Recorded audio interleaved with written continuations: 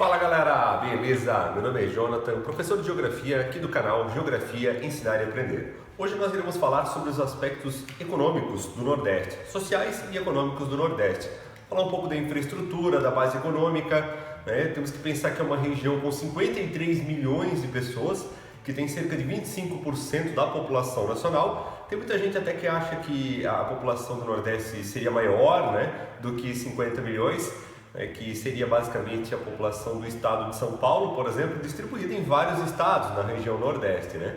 Então, a população do Nordeste é bem grande, né? É superior à população da Argentina, por exemplo, mas ela é menor do que muita gente imagina. Tem gente que acha que metade da população brasileira teria que viver no Nordeste e tal. São conceitos aí com certeza equivocados, né? Então, a região também representa cerca de 15% da economia nacional, então tem 25% da população, 15% da economia. A gente sabe que grande parte do peso econômico do nosso país está no Sudeste. Muita gente pensa, o Sul é forte. Não, é o Sudeste, tá? Quem tem um grande valor agregado em cima dos seus produtos na imensa maioria da atividade econômica é o Sudeste do Brasil e não nenhuma outra região. Então, começar falando sobre a população. Aqui a gente tem os pontos com cidades que têm mais de 10 mil habitantes. Tá? Então a gente tem 5.570 municípios no Brasil. Né? Óbvio que vai ter vários que são no Nordeste, né? Como todas as aulas de região eu estou fazendo. Aqui a gente consegue observar que tem uma quantidade muito maior de cidades, né, no litoral nordestino. E claro, a maior parte das capitais do Nordeste se encontra no litoral: Salvador, Aracaju, Maceió, Recife, João Pessoa, Natal, Fortaleza, São Luís. A única capital do Nordeste que não está no litoral é Teresina, no Piauí. Tá? Então, uma curiosidade, não é uma coisa que costuma cair atualmente em vestibular, mas é uma coisa aí que nem todo mundo sabe. Tá? Então, é por isso que muita gente às vezes conhece quase todas as capitais do Nordeste, mas não conhece Teresina. Porque muita gente que sai de outras regiões do Brasil para ir para o Nordeste vai atrás das praias muitas vezes, né? E deixa de lado muitas paisagens maravilhosas também que a gente tem no interior da região. Habitantes por quilômetro quadrado, Alagoas se destaca um pouco mais em quantidade de pessoas por quilômetro quadrado. Lembrando que o Brasil tem cerca de 25 habitantes por quilômetro quadrado, na sua média. Né? A região Nordeste aqui fica entre 25 e 49, né? Chegando nos estados de menor área, com população bastante elevada ali, entre 50 e 99 habitantes por quilômetro quadrado. O transporte, o transporte e a infraestrutura do Nordeste desde os anos 90 vem melhorando bastante. Nós temos aqui bastante aeroportos. A gente teve dos anos 2000 para cá uma série de portos e aeroportos que foram privatizados. Então é uma política que veio ali dos anos 90 e se manteve durante os anos 2000, de investimentos de empresas privadas dentro de um setor que era majoritariamente comandado pelo Estado, né, que era o setor portuário e o setor de aeroportos. Então a gente teve uma influência grande e uma melhoria estrutural muito significativa também nesse sentido. Então tem vários portos, né, destaque maior para o porto de São Luís do Maranhão, que é o que vai exportar o minério de ferro lá da Serra dos Carajás, da região norte do país. Na aula de norte eu também falo sobre essa questão. Então tem uma estrada de ferro aqui que sai lá do sudeste do Pará e vem até São Luís do Maranhão, que é o principal porto de escoamento de minério de ferro do nosso país, com locomotivas ali que ultrapassam 3 quilômetros de extensão, né? Então é uma das principais plataformas de exportação mineral do Brasil e do mundo. Tá? Então tem como ponto final um porto no litoral do Maranhão. Tá? Então os outros portos aqui, por exemplo, Salvador é um porto muito grande, muito ligado à atividade petroleira também, né? Então é uma das primeiras regiões do Brasil a fazer extração de petróleo, é a região do Recôncavo Baiano. Temos uma infraestrutura de estradas de ferro horrível, como em grande parte do país, né? A gente é muito precário na infraestrutura de ferrovias, né? O Sudeste que tem uma coisa um pouco melhor consolidada e mantida, e com manutenção e com bom funcionamento, comparado com outras regiões aí. Claro, pontualmente tem essas particulares, vamos dizer assim, hoje, né? As estradas, né? Nós temos a 101 pelo litoral, a 116 um pouco mais pelo interior, a 101 sendo a principal rodovia do Brasil aí, cortando de norte a sul, né, todo o litoral brasileiro. Então a 101 passando sempre bem pertinho do litoral, a 116 com um traçado um pouco mais interiorizado, certo? E claro, a drenagem de rodovias muito mais próxima do litoral, porque é onde que tem mais gente, onde que tem mais movimentação de pessoas e de cargas. Influência das cidades. Eu adoro esse estudo aqui do IBGE, que é o estudo de região de influência das cidades. Inclusive, em final de junho agora de 2020, a gente teve a divulgação do REGIC 2018, tá? Que ele já mostra, por exemplo, a cidade de Vitória, no Espírito Santo, como metrópole e a cidade de Florianópolis como metrópole. Já estou dando um spoiler aí de algumas atualizações que o estudo teve. Então a gente consegue perceber, obviamente, que as metrópoles, né, as cidades com mais de 1 milhão de habitantes, ou não, né, cidades que não têm 1 milhão de habitantes, mas já têm status de metrópole e acabam influenciando aí os seus estados principalmente, e grande parte do interior, então aqui ó, polarizado por essas cidades costeiras, né? A exceção aqui de Teresina, ó, olha como a abrangência dela cresce para o sertão nordestino, até mesmo fora do estado, tá? Tenho certeza, né, que várias cidades de outros estados aqui acabam sendo polarizadas por Teresina, porque é uma capital, e que muitas vezes para o cara que é lá do oeste da Paraíba, lá do oeste de Pernambuco, talvez ele esteja mais perto da capital Teresina do que da capital do próprio estado. Tá? Então isso acaba acontecendo bastante. A influência das cidades ela é feita por deslocamento para a área da saúde, deslocamento por educação, deslocamento para comércio, deslocamento das coisas também, né? As mercadorias que acabam se deslocando, não apenas as pessoas.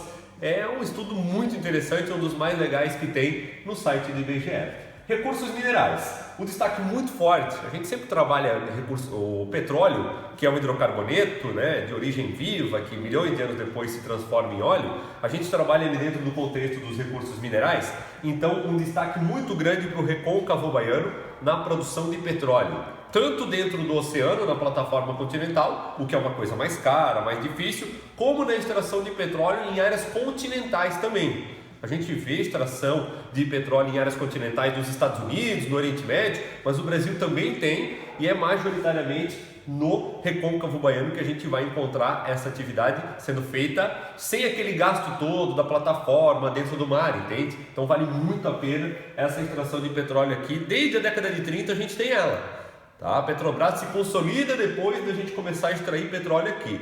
Então, para quem fala, porque a gente sustenta o Nordeste, muita gente fala isso no Sul e Sudeste do Brasil, isso é um erro muito grave, tá? Porque historicamente o nosso país tem 520 anos, certo? A gente tem uma história muito longa de exploração e de sustento da economia do nosso país, feita com os ciclos econômicos acontecendo na região Nordeste, Minas Gerais, né? Durante muito tempo foi essa região que sustentou todo o governo, toda a infraestrutura que se consolidava no nosso país. Então é um erro muito grave falar esse tipo de coisa, mas muita gente fala por aqui, tá? Então a extração de ouro aqui já vai chegando perto de Minas Gerais, né? Temos uma extração de granito muito grande também, aqui não aparece o granito, mas o interior da Bahia, de Minas Gerais, tem uma extração, Espírito Santo também, tem uma grande extração de granito. Granito é esse que a gente usa para fazer tampo de pia, de mesas aí e tal. Então há uma extração muito forte, muito importante e de alto valor agregado no interior da Bahia. Temos extração de chumbo, temos extração de cobre, né? Outro destaque que vai praticamente no Brasil só para o Rio Grande do Norte, que é a extração de sal marinho, né? Está na divisa aqui do Rio Grande do Norte com o Ceará. Mas a extração de sal lá é gigantesca. Quem tiver a oportunidade de ir para o Rio Grande do Norte, ver a extração do sal é muito interessante, aquele branco, imensidão branca, aquelas montanhas de sal, né?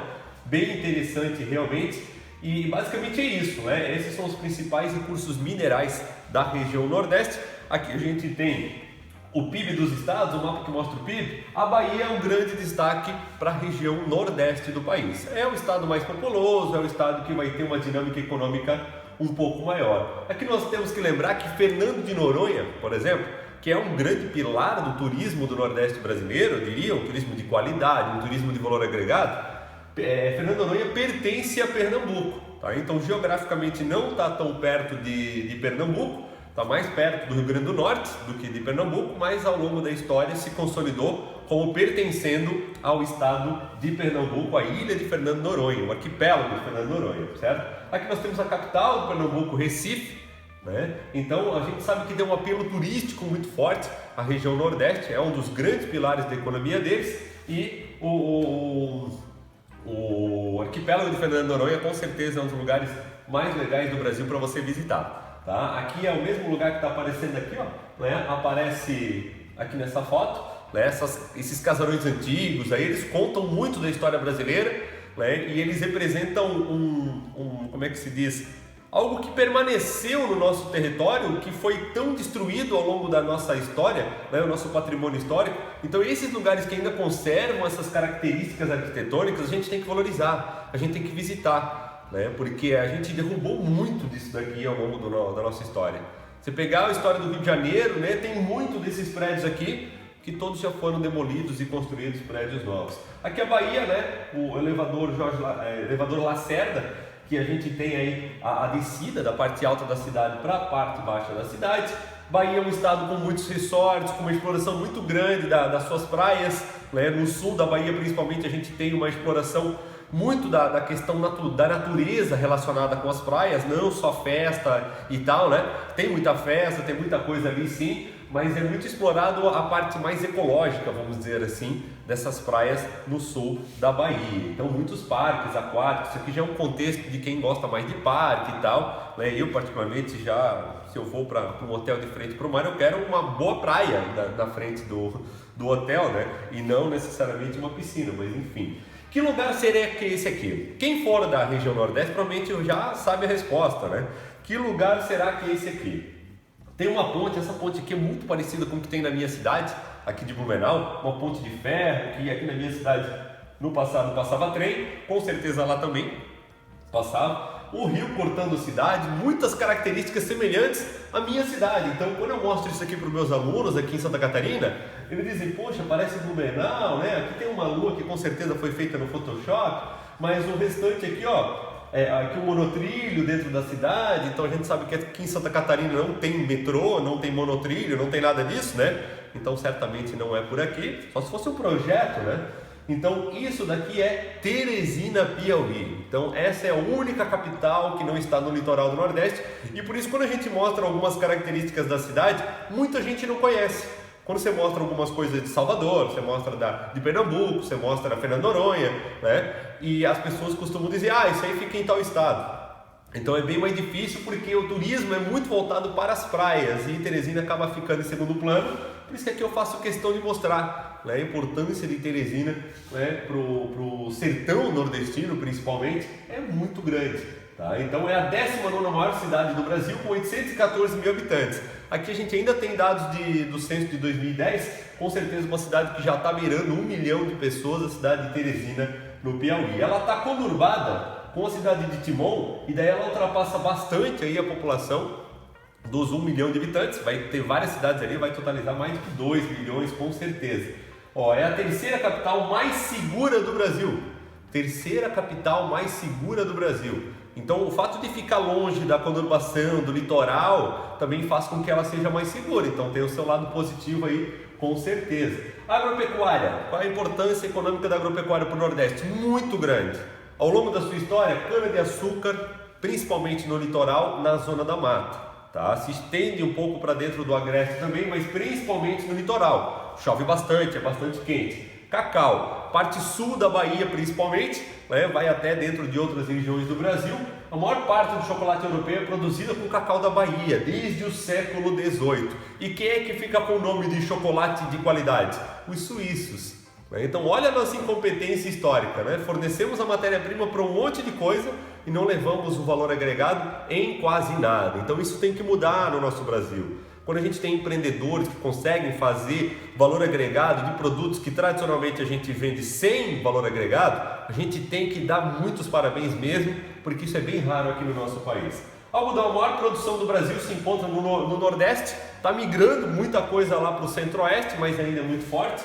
Soja, a soja é muito fortemente cultivada no sertão da Bahia, né, do Maranhão, do Piauí e do Tocantins. O Tocantins não pertence ao Nordeste, mas o nome da região vira Matopiba, né? Eu conheço por Mapitoba também. Então Maranhão, Tocantins, Piauí e Bahia. Essas são as regiões aí que mais produzem soja na região norte e nordeste do país. Então a expansão agropecuária chegou com muita força para esses estados aí também. Então pega aqui, Maranhão, Piauí, todo o Tocantins e oeste da Bahia. Então aqui o bioma predominante é cerrado. A gente já viu na aula anterior que era cerrado. Então a gente sabe que no cerrado há uma aptidão muito grande para a produção de grãos, Então, onde que a gente tem na Matopiba? Produção de milho e de soja histórica aí. Pecuária no sertão e agreste, mas não é aquela mesma soja, aquela mesma pecuária que a gente encontra no centro-oeste, no sudeste,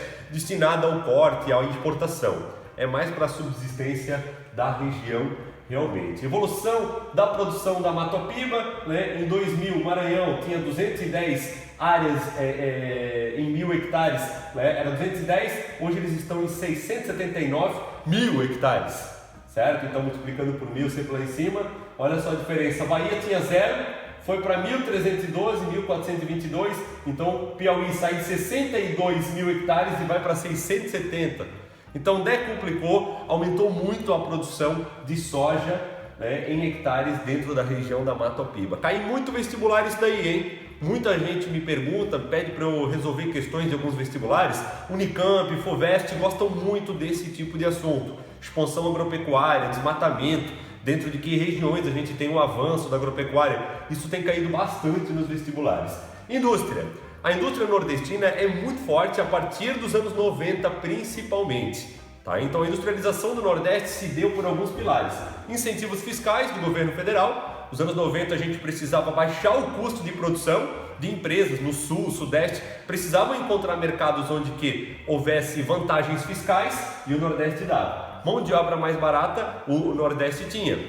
Um custo de vida mais barato, então nem sempre é tão horrível você pagar um salário mais barato. Se o lugar é mais barato para viver, tudo bem pagar um salário mais baixo. E muitas empresas acabaram migrando para o Nordeste. Empresas do setor têxtil, empresas do setor calçadista e empresas do setor automotivo, por exemplo. Então a gente tem montadoras de automóveis, coisas que têm altíssimo valor agregado e geram empregos de qualidade, se instalaram no Nordeste principalmente a partir dos anos 90, tá? Então, áreas menos conurbadas, tem menos trânsito, né? A distância, às vezes, para deslocar, né, a mercadoria ou a matéria-prima da fábrica para o porto, do porto para a fábrica, acaba sendo menor, acaba sendo mais barato. Hoje, a gente sabe que grande parte dessas empresas todas escolhe a China como lugar para produzir de forma mais barata e mais eficiente, né? Mas nem sempre foi assim. E o turismo, claro, que o turismo é um dos grandes pilares da economia nordestina, né? O Nordeste ele respira praia, ele respira turismo e é com certeza um dos principais temas que a gente tem ali de economia do Nordeste brasileiro. Beleza? Espero que vocês tenham gostado. Não esquece de se inscrever no canal e curtir esse vídeo caso você tenha achado bacaninha. Valeu!